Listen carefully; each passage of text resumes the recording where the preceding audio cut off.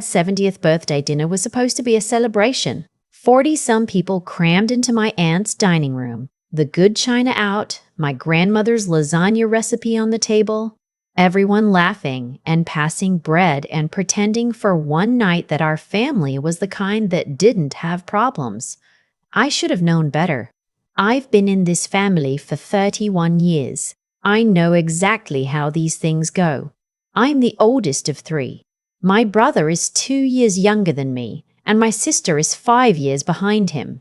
Growing up, I was always the responsible one, which is a kind way of saying I was the one who got ignored because I didn't cause trouble. My brother got into things minor stuff mostly, but enough that my parents spent a lot of energy on him. My sister was the baby and could do no wrong.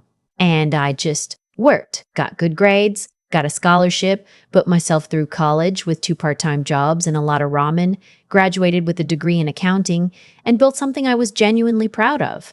By the time I was 29, I had a decent savings account, a small investment portfolio I'd been building for 4 years, and a condo I owned outright, no mortgage, because I'd been aggressive about paying it down. I drove a used car, I packed my lunch. I didn't take vacations that cost more than I could cover in cash. I was boring and careful, and I had real financial security for the first time in my life, and I was proud of it in a quiet way that I didn't talk about much. That was my first mistake, not talking about it, because when you don't talk about money in a family like mine, other people fill in the blanks with whatever number makes them feel comfortable asking. My brother had been engaged for about 8 months by the time of my dad's birthday dinner. His fiancée, I'll call her what most of us privately called her, which was a lot, came from a family with different ideas about what a wedding should look like. She wanted a venue that held 300 people. She wanted a live band and a photo booth and a videographer and a florist who had been featured in a regional bridal magazine. She had a vision board. She had a spreadsheet. She had opinions about centerpieces that she shared with anyone who would listen and several people who wouldn't. My brother, for his part, had been unemployed for about 5 months. He'd left a job in sales that he said was toxic and had been figuring out his next move ever since, which, in practice, meant he was playing a lot of video games and letting his fiancée handle the wedding planning while she also worked full-time. I'm not saying he's a bad person. I'm saying he was 31 years old and didn't seem particularly bothered by any of this. The wedding budget was the elephant in every room our family had been in for months. My parents had already told my brother they could contribute $5,000, which was genuinely what they could spare. My future sister-in-law's family was putting in another $5,000. That left a gap of somewhere between $20,000 and $30,000, depending on which version of the spreadsheet was current that week, and nobody was saying out loud who was supposed to fill it. I had an idea, but I kept telling myself I was being paranoid. The birthday dinner started fine. My dad was in a good mood. He'd just retired and was enjoying the freedom of it, spending his mornings fishing and his afternoons watching baseball without guilt. He made a toast. My aunt's husband told a long story about a fishing trip they'd taken in 1987 that everyone had heard at least 4 times. My grandmother cried a little because she always cried at family gatherings. Happy or sad, it didn't matter. My cousin's kids ran around in the backyard. It was genuinely a nice night. For about an hour. Then my mom stood up. She does this thing at family dinners where she makes announcements. She likes the stage, my mom. She'll clink her glass and wait for people to quiet down and then deliver whatever news she's been holding on to. And there's always this energy to it, this performance, like she's been planning the reveal all week. Most of the time it's harmless. Someone's pregnant, someone got a promotion, someone's moving. I've sat through dozens of these. This one was different. She stood up, clinked her glass, waited for the table to go quiet, and then smiled at my brother and his fiancée and said, "I also want to share some wonderful news about the wedding. We've been working through the budget and I'm so happy to say that we figured it out." She paused for effect. My mom loves a pause for effect, and then she looked directly at me and said, "Vanessa has generously agreed to cover the remaining wedding costs. We are so grateful to have such a giving daughter." The table erupted. Congratulations, clapping. my future sister-in-law's mother reaching across the table to squeeze my mom's hand, my brother grinning, my dad nodding along like this was all perfectly normal information. My aunt said, "Oh, that's so wonderful." And my grandmother looked at me with this expression that was half gratitude and half apology, like she already knew something was wrong. I sat completely still. I want to be honest about what was happening in my head in that moment, because it wasn't just anger. It was this strange dissociating feeling, like the floor had dropped out from under me. I kept thinking, did I agree to this? Did I say something at some point that could have been interpreted as yes? Did I nod at the wrong moment? I ran back through every conversation I'd had with my mom in the last 6 months, and I could not find a single moment where I'd agreed to fund my brother's wedding. Not a hint. Not a maybe. Not a let me think about it. Nothing. What I had said once, months before, was that I was happy for them, and that I hoped things worked out. That's apparently what my mother had been building her announcement on. I didn't explode. I know that's what some people would have done, stood up right then, corrected her in front of everyone, made a scene. And part of me wanted to, but there were 40 people at that table, including my 70-year-old father on his birthday, my grandmother who had a heart condition, and a dozen cousins and in-laws who did not need to be collateral damage in whatever this was. So I sat there. I smiled at the people who were looking at me. When my future sister-in-law came around the table to hug me, I hugged her back. When my mom caught my eye from across the room, I held her gaze for exactly 2 seconds, and then I looked away. My brother found me in the kitchen later when I was refilling my water glass just to have somewhere to be. "Hey," he said, "so that was a surprise, huh? I didn't know she was going to announce it like that." He had the grace to look a little uncomfortable. "But it means a lot, Vanessa. It really does. You have no idea." "How much?" I said. "What? How much does she think I agreed to?" He shifted his weight. "The gap is around 22,000.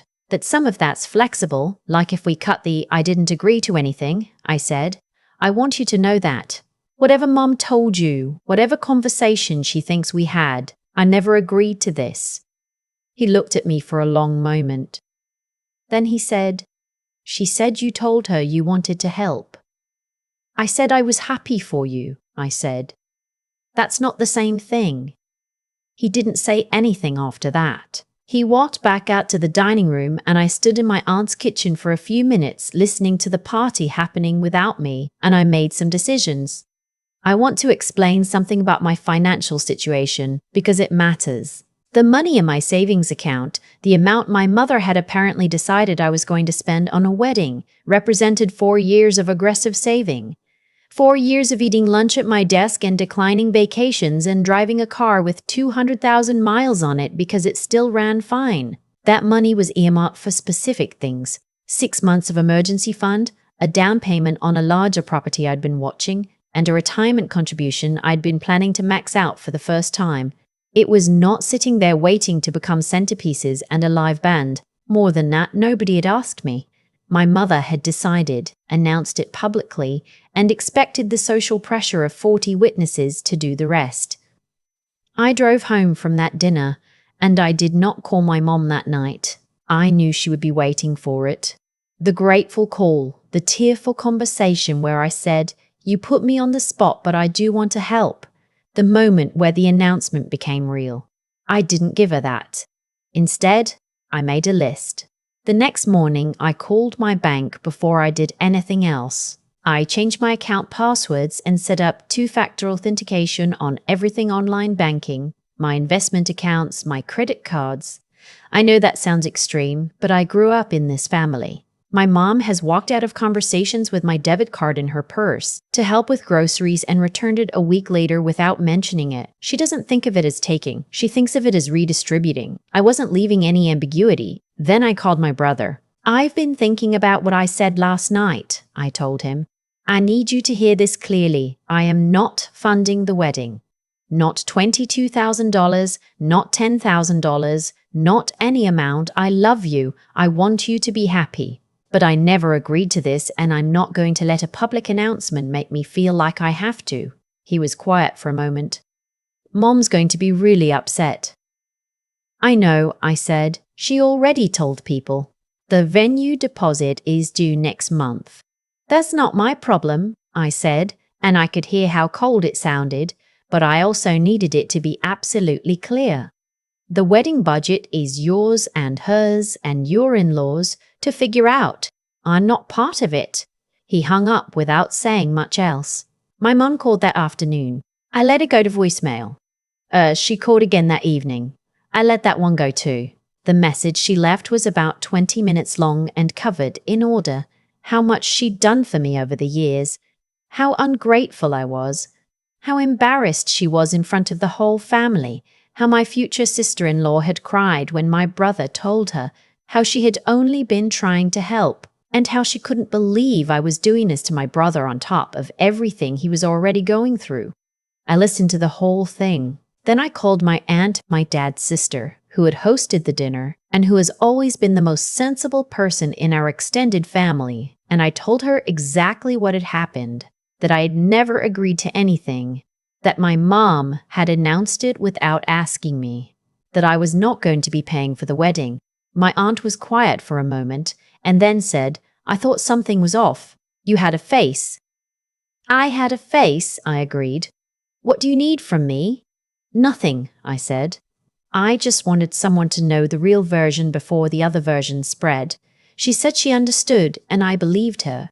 The next week was one of the more exhausting of my adult life. My phone became a kind of obstacle course. My mom calling and texting, my brother calling, my future sister-in-law texting things that started politely and escalated, a couple of aunts on my mom's side reaching out to tell me, in various phrasings, that family helps family. That I was in a position to do this, that it would mean so much. Flying monkeys, every single one of them, deployed like clockwork. To each of them I said the same thing. "If you feel strongly that my brother's wedding should have more funding, you are welcome to contribute." I never agreed to cover the gap. I was announced without my consent, and I'm not changing my position. Two of them pushed back. One said, "But you have the money." I said, "Having money doesn't mean I owe it to anyone."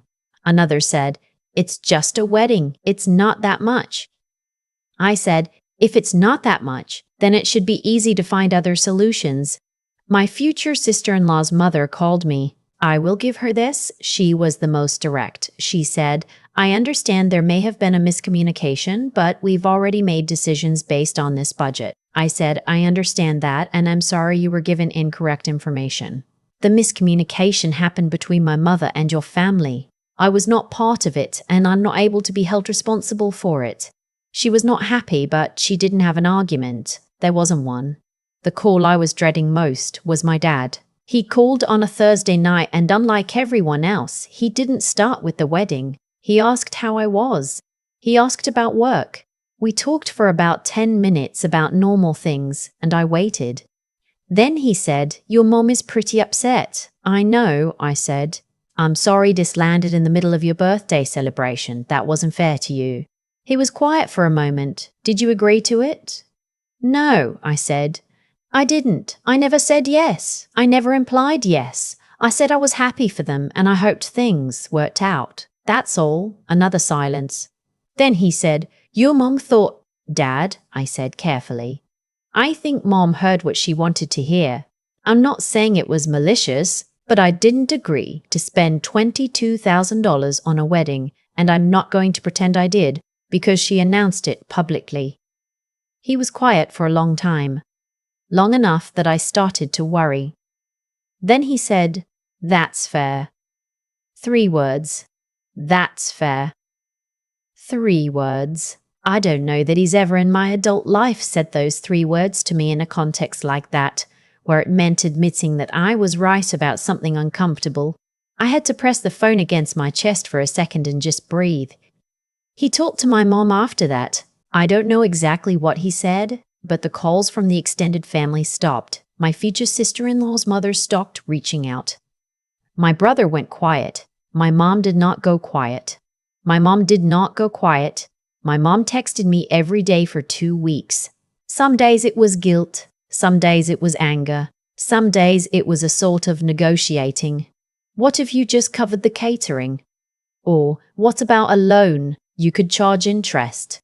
Or even 5,000 would make such a difference. I responded to exactly none of these texts. Because I had learned the hard way that responding to a renegotiation attempt only opens a new negotiation. About 3 weeks after the birthday dinner, I got a text from my brother that was different from the others.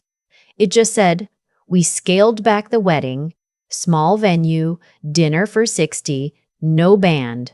We're handling it ourselves. I wanted you to know." I sat with that text for a while. I wrote back, "I'm really glad. I think that sounds lovely. I'm still excited to be there." He didn't respond right away, but he didn't not respond either later that night. He sent back a thumbs up, and maybe that's not a lot, but for my brother, in that moment, it was something. My mom and I had our actual conversation about a month after the dinner. I drove over on a Sunday afternoon, and we sat at her kitchen table, and I said everything I'd been holding on to. That I felt publicly ambushed, that she had made a decision about my money without asking me, and then leveraged a room full of family to make it harder for me to say no. That whether or not she thought I could afford it was not the point. That asking me privately with a real conversation and a real number and a real understanding that I might say no, that would have been something I could have worked with. What she did instead was not something I could have worked with. What she did instead was not something I could let stand. She cried. She told me she thought I would want to help. I told her wanting to help and being voluntold in front of 40 people were not the same thing. She told me she was sorry. I told her I believed her, and I meant it. Mostly I think my mom genuinely thought she was orchestrating something generous, that the public announcement was a gift, that she was giving me a stage to be the good one. I don't think she understood until that conversation that she had taken something from me instead. We didn't fully resolve everything that afternoon. I'm not sure we fully have, even now. But something shifted. She stopped texting. She stopped dangling. At my brother's rehearsal dinner, a few months later, she sat next to me and held my hand during the toasts, and she didn't say anything about money, not once. The wedding was at a smaller venue than originally planned, a restored barn outside of town. 60 guests, plated dinner, a playlist instead of a live band, flowers that looked like someone had picked them from a garden rather than ordered them from a magazine. My brother cried when he saw his fiancée walk down the aisle. She was radiant in a dress that cost a third of what she'd originally budgeted. My dad danced with my mom in a way I hadn't seen them dance in years. I sat at my table and I watched all of it, and I felt something I hadn't expected to feel, relief. Not because I'd won something, not because I'd protected my savings account, though I had, but because the thing that happened was real. The wedding was real in a way the spreadsheet version never would have been. Nobody owed anything they hadn't given freely. Nobody was going home with a secret resentment or a borrowed sum hanging over them. My brother found me near the end of the night. We were both a little tired, the way you get the end of a long, emotional day, and he stood next to me for a minute watching the dance floor. "It was a good day," he said. "It really was," I said. He nodded. "I know this year was hard." He nodded. "I know this year was hard. I'm sorry for how some of it went. I didn't push it. I didn't make him say more. I just said, we're good, because we were, mostly, and because I meant it. The money I didn't spend on that wedding is still sitting in my account. The investment property I'd been watching came back on the market 4 months ago, and I put in an offer. It was accepted. I close in 3 weeks. I think about that birthday dinner sometimes. Not with anger anymore, mostly with a kind of clarity. I learned something about my own voice that night. About the difference between being kind and being compliant. About how silence in the face of an assumption isn't agreement, but it can start to feel like one if you wait too long to correct it. I didn't wait too long. I said what was true, I held on to it, and I let the people who loved me really loved me. The kind that could survive a hard conversation find their way back. They did. There's something nobody tells you about being the responsible one in a family. That the very thing you built through discipline and sacrifice can become, in other people's minds, a communal resource they never had to earn. I didn't understand that fully until I was sitting at a table full of people I loved, hearing my name attached to a decision I had never made, watching everyone around me nod like it was already done. What happened that night at my dad's birthday dinner wasn't just about money. It was about what happens when you go quiet for too long, when you let people assume your silence is consent, when you mistake keeping the peace for keeping yourself. I had spent years being careful with my finances, careful with my words, careful not to rock the boat, and somehow that carefulness had gotten interpreted as availability. As if being responsible meant I was responsible for everyone. The thing I kept coming back to in the weeks after was the question of what I actually owed, not legally, not on paper, but in that deeper place where family obligation lives. And what I found, when I sat honestly with it, was that love doesn't require you to fund the decision you weren't consulted on. Generosity means something only when it's freely chosen. The moment it's announced without your consent, it stops being generosity and starts being extraction. And the person doing the extracting can tell themselves a beautiful story about it the whole time. I'm not angry at my mom for that. I think she genuinely believed she was helping. But good intentions don't transfer money back into your account. Good intentions don't cancel the years of packed lunches and missed trips that built that savings up. And one of the hardest, most clarifying things I've had to learn as an adult is that I am allowed to account for that. To look at what something cost me and decide whether I want to give it away, rather than having the decision made for me in front of 40 witnesses. What I found on the other side of that confrontation, the real one, at my mom's kitchen table, was something I hadn't expected. Not winning. Not relief exactly. Something more like solidity. The kind that comes when you say something true and hard, and the relationship survives it anyway. My dad said that's fair, in a voice that told me it cost him something to say it. My brother eventually texted me that they'd scaled back, that they were handling it themselves, and there was something in that text, the absence of resentment, the small dignity of it, that meant more to me than the original argument was ever worth. I think about what it takes to get to that point. The clarity to understand what's actually happening when you're being pressured. The backbone to hold a position when every person in your extended family is calling to talk you out of it. And the basic decency, afterward, to sit down with your mother and tell her the truth without burning everything to the ground. None of those things came easily. None of them came automatically. They were built, slowly, through years of watching what happened when I didn't have them.